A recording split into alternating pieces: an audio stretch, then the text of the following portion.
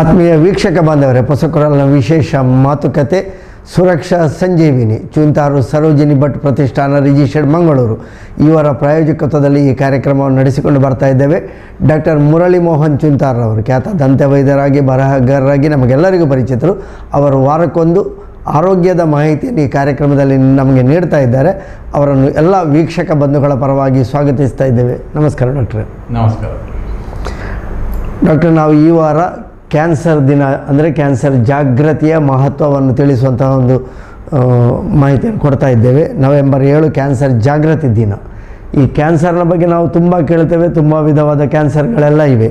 Cancer ಅಂದರೆ ಒಟ್ಟಾರೆಯಾಗಿ ಏನು ನೋಡಿ, ಕ್ಯಾನ್ಸರ್ ಅನ್ನೋದು ಒಂದು ದೇಹದ ಜೀವಕೋಶಗಳ ಅನಿಯಂತ್ರಿತವಾದಂತಹ ಬೆಳವಣಿಗೆಯನ್ನೇ ನಾವು ಕ್ಯಾನ್ಸರ್ ಅಂತ ಹೇಳೋದು. ಇದು ಆಡು ಭಾಷೆಯಲ್ಲಿ ನಾವು ಗಡ್ಡೆ ಬೆಳೆಯುವುದು ಅಂತ ಹೇಳ್ತೇವೆ. ಇಲ್ಲಿ ಏನಾಗ್ತದೆ ಅಂತ ಹೇಳಿದರೆ, ನಮ್ಮ ದೇಹದಲ್ಲಿ ಒಂದು ಪ್ರತಿಯೊಂದು ಪ್ರಕ್ರಿಯೆಗಳು ಸಹ ಜೀವಕೋಶಗಳ ಜೈವಿಕ ಕ್ರಿಯೆಗಳು ಅದಕ್ಕೆ ಒಂದು ನಿಯಂತ್ರಣ ಇರುತ್ತೆ.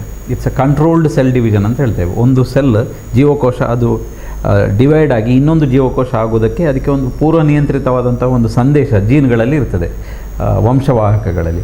ಈ ನಿಯಂತ್ರಣ ತಪ್ಪಿದಾಗ ನಮ್ಮ ಈ ಜೀವಕೋಶಗಳು ಅನಿಯಂತ್ರಿತವಾಗಿ ಬೆಳವಣಿಗೆ ಹೊಂದುತ್ತದೆ. ಅದೇ ದೊಡ್ಡ ಗೆಡ್ಡೆಯಾಗಿ ಮಾರ್ಪಾಡಾಗುವಂಥದ್ದು. ಒಂದಿದ್ದದ್ದು 2 ಆಗಿ, 2 ಇದ್ದದ್ದು 4 ಆಗಿ, 4 ಇದ್ದದ್ದು 6 ಆಗಿ, ಬೇರೆ ಬೇರೆ. ಇದು ಯಾವುದೇ ಒಂದು ದೇಹದ ಬೆಳವಣಿಗೆಗೆ ಇದು ಅತ್ಯಂತ ಒಂದು ಜೈವಿಕವಾದಂಥ ಪ್ರಕ್ರಿಯೆ. ಇದು ಯಾವಾಗ ಕಂಟ್ರೋಲ್ ತಪ್ತದೆ, ಆವಾಗ ಹಲವಾರು ಕಾರಣಗಳಿಂದ ಈ ಕಂಟ್ರೋಲ್ ತಪ್ತದೆ. ಆವಾಗ ಒಂದು ಅನಿಯಂತ್ರಿತವಾದ ಯಾವುದೇ ರೀತಿಯ ಕಂಟ್ರೋಲ್ ಇಲ್ಲದೆ ಇದು ಎಕ್ಸ್ಪೋನೆನ್ಷಿಯಲ್ ಆಗಿ ಅಲ್ಲಿ ಜೀವಕೋಶಗಳು ಬೆಳೀಲಿಕ್ಕೆ ಸ್ಟಾರ್ಟ್ ಆಗ್ತದೆ.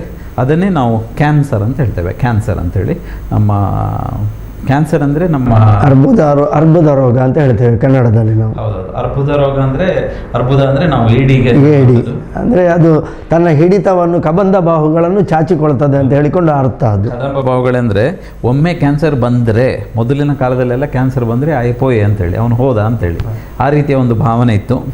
ಮತ್ತು ತುಂಬ ದೊಡ್ಡವರಿಗೆ, ಶ್ರೀಮಂತರಿಗೆ ಬರುವ ರೋಗ ಅದು ಅಂತ ಹೇಳಿಕೊಳ್ಳುವಂತಹ ಒಂದು ಭಾವನೆ ಕೂಡ ಇತ್ತು. ಅದು ಅಂದರೆ ಯಾಕೆ ಅರ್ಬುದ ಅಂತ ಹೆಸರು ಬಂದಿದೆ ಅಂತ ಹೇಳಿದರೆ, ಅರ್ಬುದ ಏಡಿ ಒಮ್ಮೆ ಅದರ ಆಹಾರವನ್ನು ಅದರ ಹಿಡ್ಕೊಂಡ ಮೇಲೆ ಆ ಏಡಿ ಸತ್ತರೂ ಸಹ ಅದರ ಈ ಕದಂಬ ಬಾಹುಗಳಿಂದ ಅದನ್ನು ಬಿಡುವುದಿಲ್ಲ, ಅದರ ಜಾವಗಳಿಂದ ದವಡೆಗಳ ಹಿಡಿತದಿಂದ ಬಿಡುವುದಿಲ್ಲ.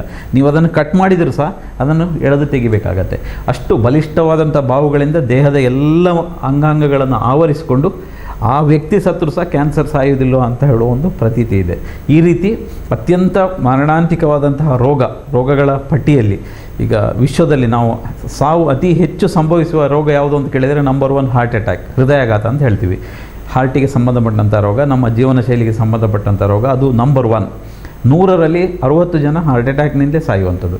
ಅತಿ 2ನೆಯ ಮುಖ್ಯ ಕಾರಣ, ಸಾವಿಗೆ ಕಾರಣವಾಗುವ ರೋಗ ಅಂದರೆ ಏನಿದ್ರೆ ಅದು ಕ್ಯಾನ್ಸರ್, ಅದು ಅರ್ಬುದ ರೋಗ. ಅದು ಯಾವ್ದು ಬೇರೆ ಬೇರೆ ರೀತಿಯ ಕ್ಯಾನ್ಸರ್ ಇರ್ಬೋದು. ಅದು ಮೇಲಿಂದ ಕೆಳಗವರೆಗೆ, ಬಾಯಿಯ ಕ್ಯಾನ್ಸರ್ ಇರ್ಬೋದು, ಗಂಟಲಿನ ಕ್ಯಾನ್ಸರ್ ಇರ್ಬೋದು, ಶ್ವಾಸಕೋಶದ ಕ್ಯಾನ್ಸರ್ ಇರ್ಬೋದು, ಜಠರದ ಕ್ಯಾನ್ಸರ್ ಇರ್ಬೋದು, ಕಿಡ್ನಿ ಪ್ರೋಸ್ಟೇಟ್ ಕ್ಯಾನ್ಸರ್ ಇರ್ಬೋದು, ಸರ್ವಿಕ್ಸ್ ಕ್ಯಾನ್ಸರ್ ಇರ್ಬೋದು, ಅಥವಾ ಇನ್ಯಾವುದೇ ಕ್ಯಾನ್ಸರ್. ಬೇರೆ ಬೇರೆ ರೀತಿಯ ಕ್ಯಾನ್ಸರ್ಗಳು ಯಾವ ಅಂಗಕ್ಕೆ ಬಂದಿದೆ ಅದನ್ನು ಹೊಂದಿಕೊಂಡು ಬೇರೆ ಬೇರೆ ಗುಣಲಕ್ಷಣಗಳಿಂದ ನಾವು ಅದನ್ನು ಗುರುತುಪಡಿಸ್ತೇವೆ.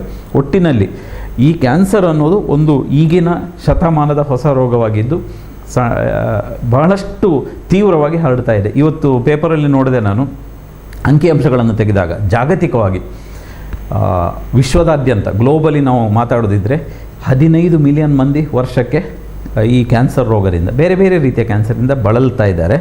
ಹೊಸ ಕ್ಯಾನ್ಸರ್ಗಳಿಗೆ ತುತ್ತಾಗ್ತಾ ಇದ್ದಾರೆ. ಅದರಲ್ಲಿ 8 ಮಿಲಿಯನ್ ಮಂದಿ ಸಾವನ್ನಪ್ತಾ ಇದ್ದಾರೆ.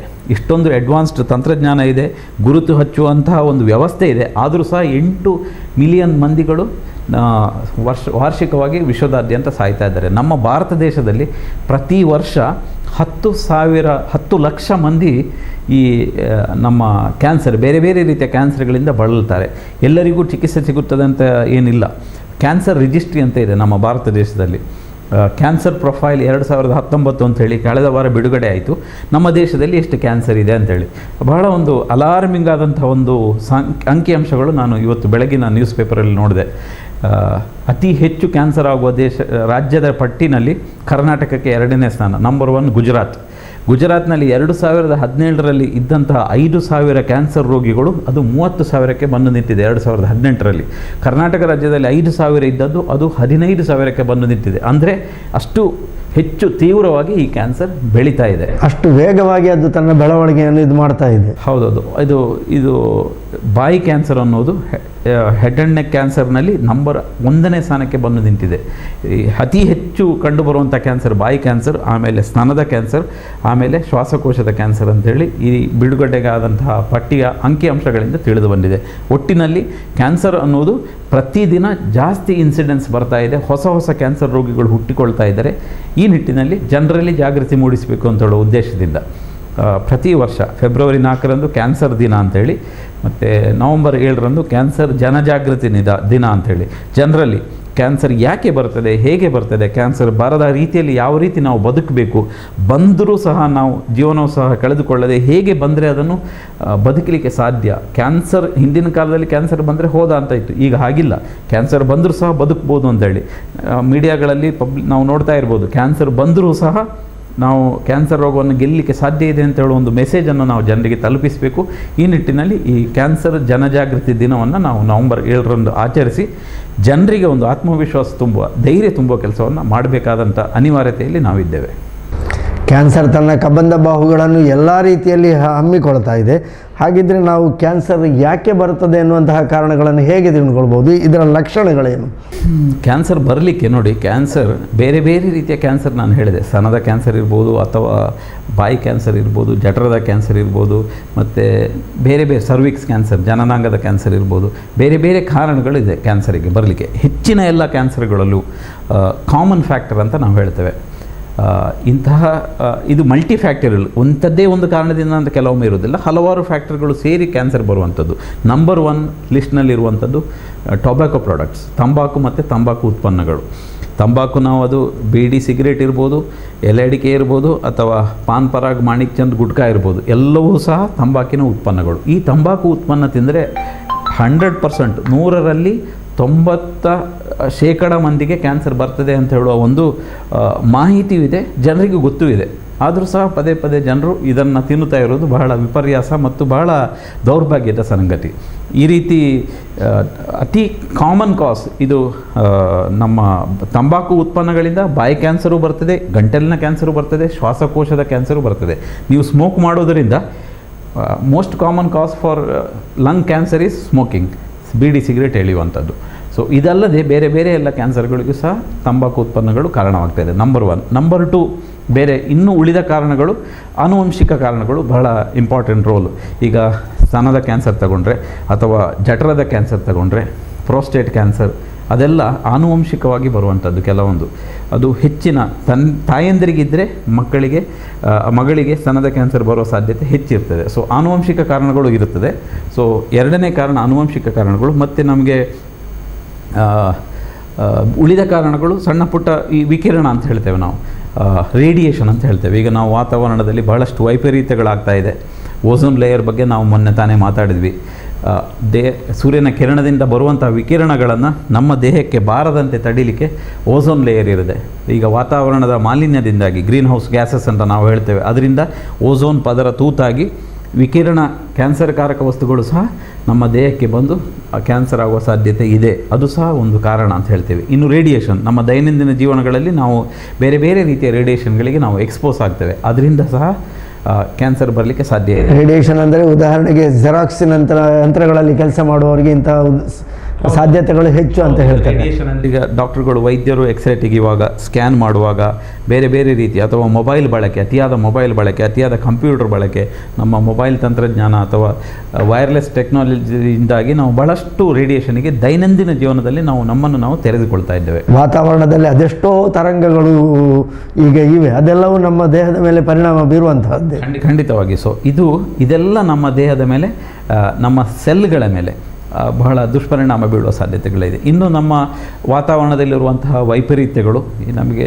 ಬೆಳಿಗ್ಗೆ ಒಂದು ವಾತಾವರಣ ಇದ್ದರೆ ರಾತ್ರಿ ಇನ್ನೊಂದು ರೀತಿಯ ವಾತಾವರಣ, ಇಂಡಸ್ಟ್ರಿಯಲೈಸೇಷನ್ ಇರ್ಬೋದು, ವ್ಯಾಪಾರೀಕರಣವಿರುವಂಥದ್ದು, ಅಥವಾ ಕೈಗಾರಿಕೀಕರಣ ಇರ್ಬೋದು. ಇದರಿಂದೆಲ್ಲಾಗಿ ಕಲುಷಿತವಾದಂತಹ ನೀರು, ಕಲುಷಿತವಾದಂಥ ಗಾಳಿ, ಕಲುಷಿತವಾದಂತಹ ಪರಿಸರ, ಇದೆಲ್ಲವೂ ಸಹ ನಮ್ಮ ಕ್ಯಾನ್ಸರ್ ಆಗಲಿಕ್ಕೆ ಕಾರಣ ಆಗಲಿಕ್ಕೆ ಸಾಧ್ಯತೆ ಇದೆ. ಅದಲ್ಲದೆ ನಾವು ತಿನ್ನುವ ಆಹಾರವೂ ಸಹ, ನಾವೀಗ ನೈಸರ್ಗಿಕ ಆಹಾರ ತಿನ್ನುವ ವ್ಯವಸ್ಥೆಗೆ ನಾವು ಒಗ್ಗಿಕೊಂಡಿಲ್ಲ.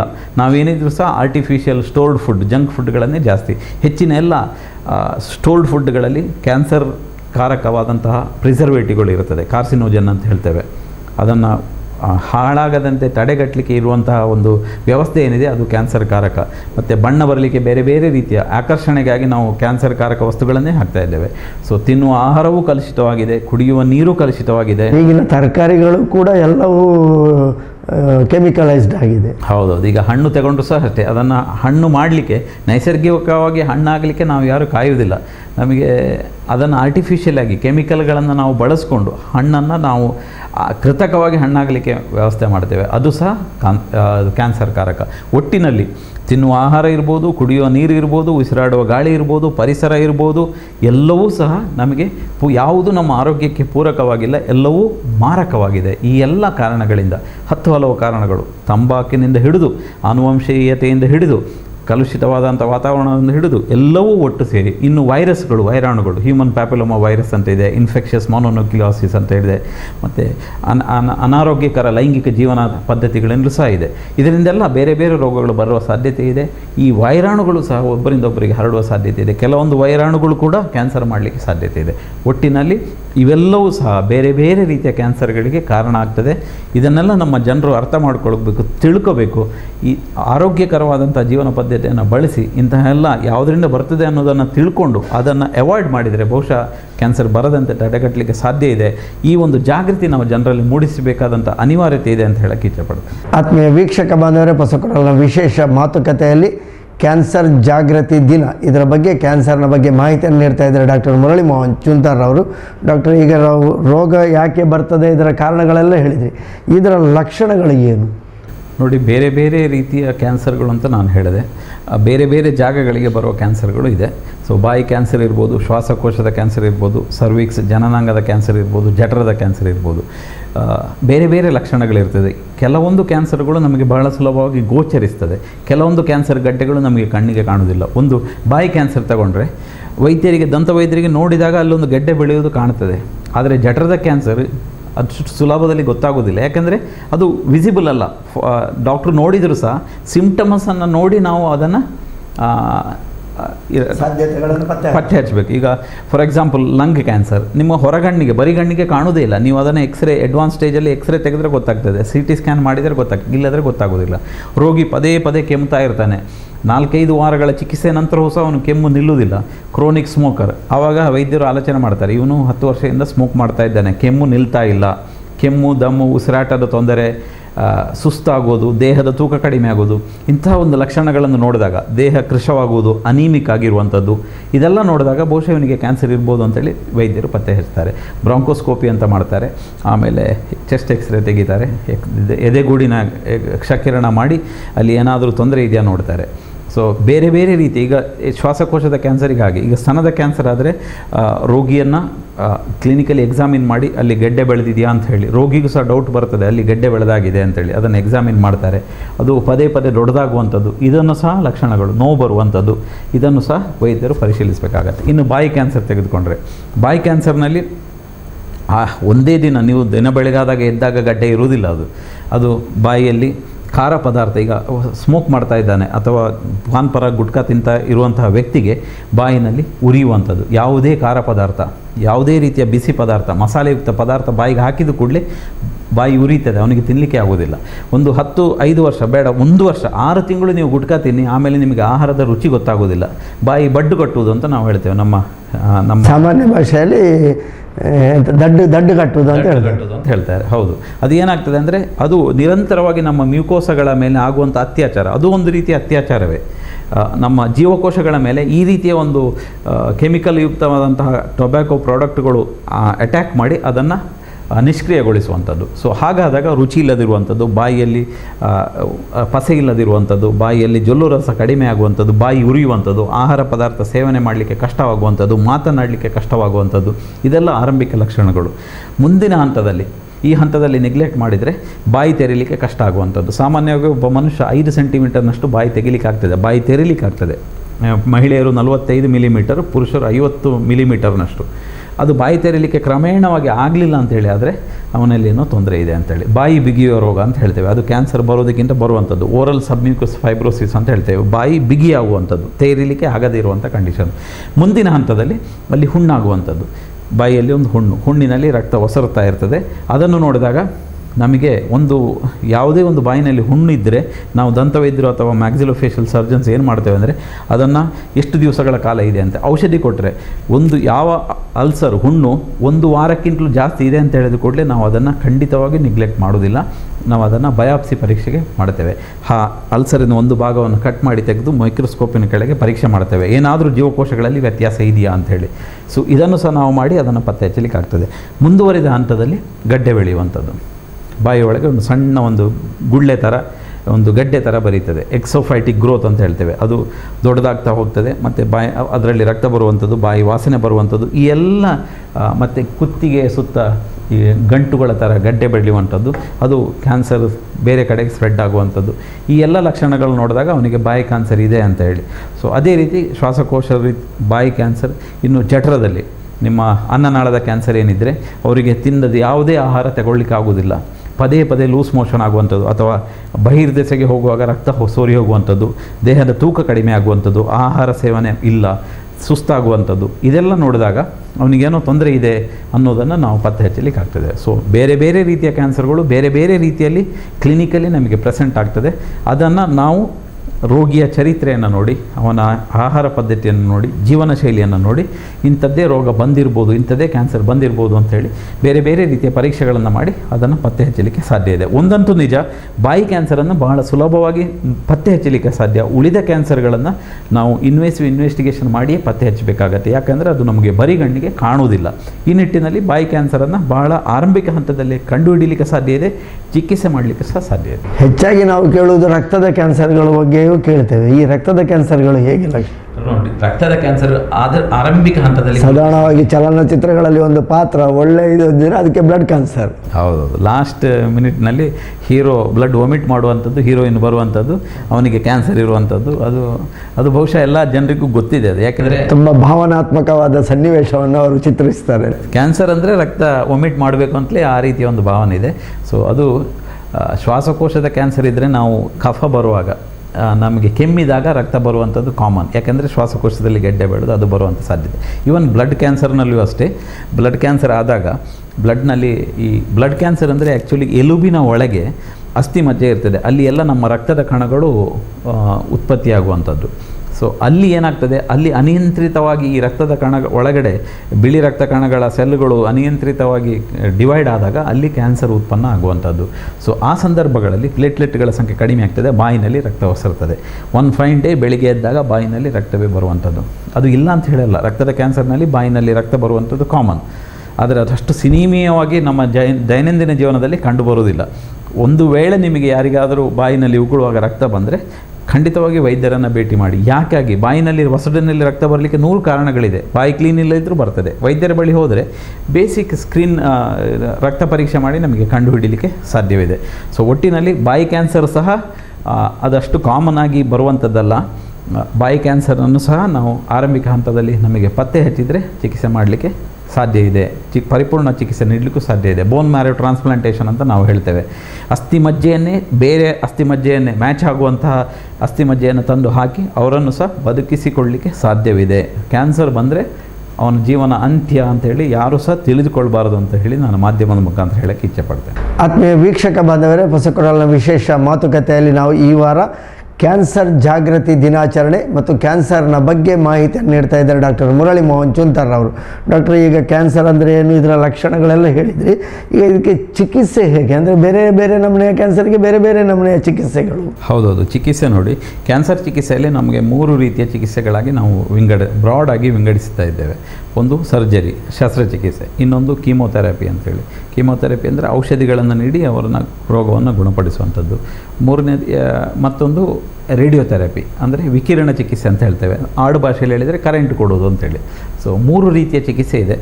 ಕೆಲವೊಂದು ಕ್ಯಾನ್ಸರ್ಗಳಿಗೆ ಬರೀ ಒಂದೇ ಸರ್ಜರಿ ಮಾತ್ರ ಸಾಕಾಗ್ತದೆ. ಕೆಲವೊಂದು ಕ್ಯಾನ್ಸರ್ಗಳಿಗೆ ಸರ್ಜರಿ ಮತ್ತು ರೇಡಿಯೇಷನ್ ವಿಕಿರಣ ಚಿಕಿತ್ಸೆ ಬೇಕಾಗ್ತದೆ. ಇನ್ನು ಕೆಲವೊಂದು ಕ್ಯಾನ್ಸರ್ಗಳಿಗೆ ಬರೀ ಕೀಮೋಥೆರಪಿ ಮಾಡಬೇಕಾಗತ್ತೆ. ಈ ಕ್ಯಾನ್ಸರ್ ಇದು ಶಸ್ತ್ರಚಿಕಿತ್ಸೆ ಅಗತ್ಯ ಇರೋದಿಲ್ಲ. ಒಂದೊಂದಾಗಿ ನಾನು ಎಕ್ಸಾಂಪಲ್ ಮುಖಾಂತರ ಹೇಳ್ತೇನೆ. ನನಗೆ ಒಂದು ಎಲ್ಲಿಯೋ ಓದಿದ ನೆನಪು, ಇಮ್ಯುನೋಥೆರಪಿ ಅನ್ನುವಂಥ ಒಂದು ವಿಧಾನ ಕೂಡ. ಇಮ್ಯುನೋಥೆರಪಿ, ಜೀನ್ ಥೆರಪಿ, ಬೇರೆ ಬೇರೆ ಹೊಸ ಹೊಸ ವ್ಯವಸ್ಥೆಗಳು ಬಂದಿದೆ.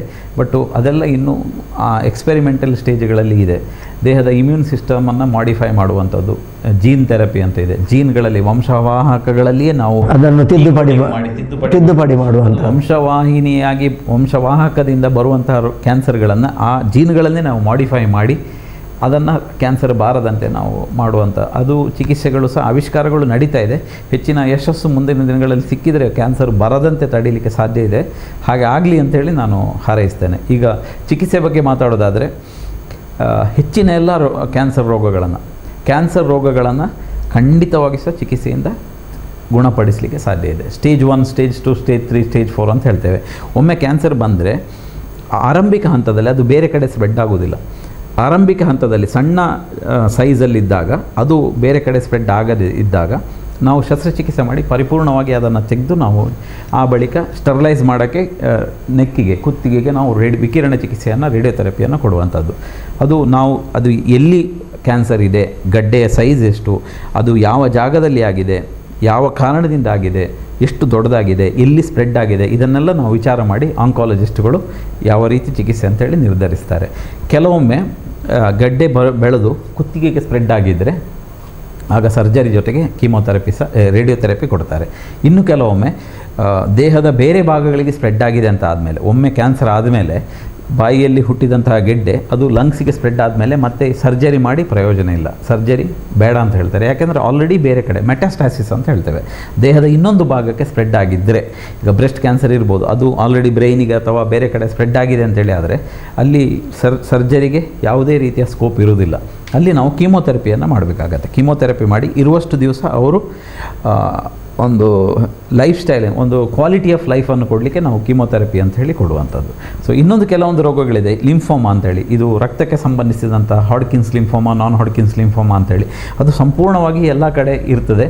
ಅಂತಹ ರೋಗಗಳನ್ನು ನಾವು ಬರೀ ಕೀಮೋಥೆರಪಿ ಕೊಟ್ಟು ಗುಣಪಡಿಸಲಿಕ್ಕೆ ಸಾಧ್ಯ ಇದೆ. ಸೊ ಯಾವ ರೀತಿಯ ಕ್ಯಾನ್ಸರ್ ಅದನ್ನು ನಾವು ಐಡೆಂಟಿಫೈ ಮಾಡಿ ಯಾವ ಚಿಕಿತ್ಸೆ ಅನ್ನೋದನ್ನು ನಾವು ನಿರ್ಧರಿಸ್ತೇವೆ. ಕೆಲವೊಂದು ಕ್ಯಾನ್ಸರ್ಗಳಿಗೆ, ಫಾರ್ ಎಕ್ಸಾಂಪಲ್ ನಾಲಿಗೆಯಲ್ಲಿ ಸಣ್ಣ ಕ್ಯಾನ್ಸರ್ ಇದ್ದರೆ, ನಾಲಿಗೆ ನಮ್ಮ ವೆರಿ ಇಂಪಾರ್ಟೆಂಟ್ ವೈಟಲ್ ಅಂಗ, ಅದನ್ನು ಕಟ್ ಮಾಡಿ ತೆಗೆದರೆ ಮಾತಾಡಲಿಕ್ಕೆ ಆಗೋದಿಲ್ಲ. ಅಲ್ಲಿ ಸಹ ನಾವು ಬರೀ ರೇಡಿಯೋಥೆರಪಿ ಮಾಡಿ, ಬ್ರ್ಯಾಕಿಥೆರಪಿ ಅಂತೇಳಿ ಒಂದು ಸಣ್ಣ ವಿಕಿರಣವಾದಂಥ ವಸ್ತುನ ನಾಲಿಗೆ ಒಳಗೆ ಇಟ್ಟು ಆ ಕ್ಯಾನ್ಸರ್ ಸೆಲ್ಗಳನ್ನು ಕೊಲ್ಲುವಂಥದ್ದು. ಸೊ ಬೇರೆ ಬೇರೆ ರೀತಿಯ ಚಿಕಿತ್ಸೆಗಳು ಬೇರೆ ಬೇರೆ ರೀತಿಯ ರೋಗಗಳಿಗೆ ಲಭ್ಯವಿದೆ. ಆರಂಭಿಕ ಹಂತದಲ್ಲಿ ಕಂಡು ಹಿಡಿದು ಚಿಕಿತ್ಸೆ ನೀಡಿದಲ್ಲಿ ಖಂಡಿತವಾಗಿ ಸಹ ಗುಣಪಡಿಸಲಿಕ್ಕೆ ಸಾಧ್ಯ ಇದೆ. ಹಿಂದಿನ ಕಾಲದಲ್ಲೆಲ್ಲ ಕ್ಯಾನ್ಸರ್ ಅಂದರೆ 60-70 ವಯಸ್ಸಿನಲ್ಲಿ ಬರುವಂತಹ ರೋಗ ಅಂತೇಳಿ ನಾವು ತಿಳ್ಕೊಂಡಿದ್ವಿ. ಅದು ನಿಜವಾದ ಮಾತು. ಆವಾಗೆಲ್ಲ ಕಲುಷಿತವಾದ ಗಾಳಿ, ನೀರು ಎಲ್ಲವೂ ಸರಿ ಇತ್ತು, ಜೀವನ ಶೈಲಿಯೂ ಚೆನ್ನಾಗಿತ್ತು. ಈಗ ಹಾಗಲ್ಲ. ಈಗ ನಿಮಗೆ 30 ವರ್ಷಕ್ಕೆ ಕ್ಯಾನ್ಸರ್ ರೋಗ ಬರ್ತದೆ. ಹಾರ್ಟ್ ಅಟ್ಯಾಕು 35 ವರ್ಷಕ್ಕೂ ಬರ್ತದೆ. ಕ್ಯಾನ್ಸರ್ ರೋಗ 20 ವರ್ಷದವನಿಗೆ ಗುಟ್ಕಾ ತಿನ್ನಲಿಕ್ಕೆ ಗೊತ್ತಿರ್ತದೆ. 25 ವರ್ಷ ಆಗೋ ಬಾಯಿಯಲ್ಲಿ ಗೆಡ್ಡೆ ಬೆಳೆದು ಕ್ಯಾನ್ಸರ್ ಆಗಿರುವ ಸಾಧ್ಯತೆ ಇರ್ತದೆ. ಹಣ ಕೊಟ್ಟು ಅದನ್ನು ಖರೀದಿ ಮಾಡ್ತಾರೆ, ಕ್ಯಾನ್ಸರನ್ನು ಖರೀದಿ ಮಾಡೋದು. ಅದು ನಿಮ್ಮ ಗುಟ್ಕಾ ಅಥವಾ ಸಿಗರೇಟ್ ಪ್ಯಾಕೆಟ್ನ ಮೇಲೆ ಎಂಥದ್ದು smoking is injurious to health ಅಂತ ಹೇಳಿ ಒಂದು ಕ್ಯಾನ್ಸರ್ನ ಚಿತ್ರವನ್ನೇ ಹಾಕಿದ್ದಾರೆ. ಅದನ್ನು ನೋಡದೆ ಇವರು ನೇರವಾಗಿ ಸಿಗರೇಟ್ ಎಳಿತಾರೆ. ಇನ್ನು ಪಾನ್ ಪರಾಗ್ ಗುಟ್ಕಾದಲ್ಲಿ ನೀವು ನೋಡಿರ್ಬೋದು, ಅದರಲ್ಲಿ ಏಡಿಯ ಚಿತ್ರವನ್ನೇ ಬಡಿಸಿದ್ದಾರೆ.